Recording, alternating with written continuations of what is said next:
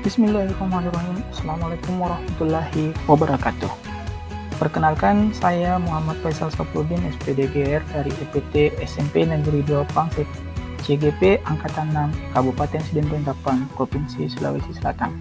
Saya akan memaparkan hasil tugas 1.1.A.6, demonstrasi kontekstual filosofi Ki Hajar Dewantara. Adapun fasilitator saya Bapak Muhammad Ali dan pengajar praktik saya Bapak Mahludin, dan saya sendiri sebagai calon guru penggerak. Pemikiran filosofi Ki Hajar Dewantara, pendidikan yang berpihak pada murid. Menurut filosofi Ki Hajar Dewantara, ada 3 semboyan yang disampaikan Bapak pendidikan tersebut, yang disebut sebagai trilogi pendidikan. Semboyan ini kemudian dipaparkan dan dijadikan acuan bagi para pendidik di Indonesia. Yang pertama adalah Ingarso Suntulado, yang artinya di depan memberi teladan. Yang kedua adalah Ingmadia Mangunkarso, yang artinya di tengah membangun kekuatan dan terus berkarya.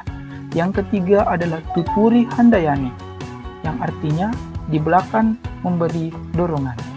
Ingarso Suntulada diperlukan sosok seorang guru atau orang tua yang apabila di depan menjadi contoh bukan hanya menyuruh dan memerintah, tetapi menjadi contoh sehingga peserta didik lama-kelamaan akan mengikutinya.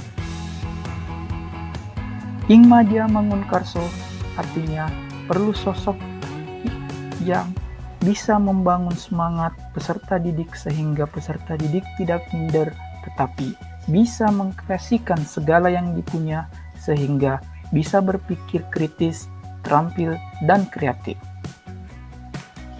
Tutpuri Handayani yang artinya di belakang memberi dorongan untuk peserta didik, di mana motivasi dan dorongan bagi peserta didik sangat diperlukan untuk memecahkan masalah dan siap untuk mengambil tantangan di abad 21 ini. Tujuan pendidikan menurut Ki Hajar Dewantara yang merupakan Bapak Pendidikan Indonesia yang menyebutkan bahwa pendidikan adalah menuntun segala kekuatan kodrat yang ada pada anak-anak agar mereka dapat mencapai keselamatan dan kebahagiaan yang setinggi-tingginya, baik sebagai manusia maupun anggota masyarakat. Menuntun anak dalam mencapai kodratnya terbagi menjadi 2 kodrat, yakni kodrat alam dan kodrat zaman. Kodrat alam berkaitan dengan sifat dan bentuk lingkungan di mana anak itu berada. Kodrat zaman berkaitan dengan izi dan irama mengikuti perkembangan zaman sekarang. Dalam proses menuntun, anak diberi kebebasan, namun pendidik sebagai pamong dalam memberi tuntunan dan arahan agar anak tidak kehilangan arah dan membahayakan dirinya. Budi pekerti menurut Ki Hajar Dewantara atau watak atau karakter merupakan perpaduan antara gerak, pikiran, perasaan dan kehendak atau kemauan sehingga menimbulkan tenaga. Budi pekerti juga dapat diartikan sebagai perpaduan antara cipta atau kognitif, karsa atau afektif sehingga menciptakan suatu karya atau psikomotorik. Sekolah dan keluarga menjadi tempat utama dan paling baik dalam menumbuhkan budi pekerti anak, di mana tempat persemaian pendidikan yang sempurna dalam melatih kecerdasan budi pekerti. Pembelajaran yang berpusat pada murid dapat mendorong siswa terlibat secara aktif dalam membangun pengetahuan, sikap, dan perilaku. Sebagai pusat pembelajaran, kebutuhan anak harus terpenuhi. Anak perlu merasa aman, nyaman, berharga, dicintai, dan dipahami.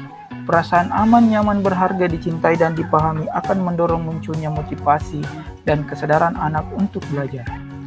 Alasan penerapan gagasan Ki Hajar Dewantara yaitu pemikiran filosofi Ki Hajar Dewantara sangat relevan dengan perkembangan pembelajaran pada zaman sekarang dan bisa menciptakan kemerdekaan dalam pembelajaran. Sebagai seorang guru, kita juga harus menjadi suri tauladan yang baik bagi peserta didik serta selalu membangun kekuatan, semangat, dan motivasi dalam proses pembelajaran, di belakang selalu memberi dorongan. Hasil penerapan ide atau gagasan terkait pemikiran Ki Hajar Dewantara secara kontekstual di sekolah kami, yakni kami menerapkan pembelajaran yang berpusat pada murid dengan memberikan metode-metode pembelajaran yang memerdekakan siswa dalam mengerjakan semua aktivitas pembelajaran. Peserta didik aktif mencari informasi dan mengerjakan proyek pembuatan maket contohnya.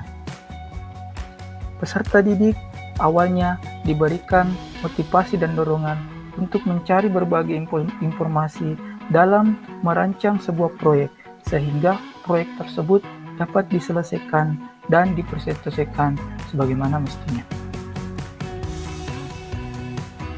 Di sekolah kami juga terdapat bimbingan, ekskul, dan literasi sebagai suatu proses penuntun dan mengarahkan peserta didik sesuai bakat, minat, dan kebutuhannya.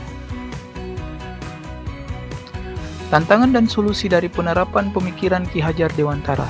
Tantangan karakter anak yang berbeda-beda.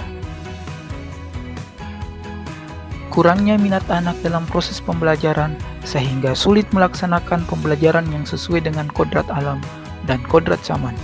Adapun solusi yaitu memberikan ice breaking, memberikan support penuh pada murid, memilih metode belajar yang menyenangkan dalam pembelajaran, dan memahami karakter peserta didik serta bermain sambil belajar karena bermain merupakan kodrat anak. Yang terakhir adalah menggunakan media pembelajaran yang kreatif dan inovatif. Memimpin perubahan, memajukan pendidikan, salam sehat, salam guru penggerak. Terima kasih. Wassalamualaikum warahmatullahi wabarakatuh.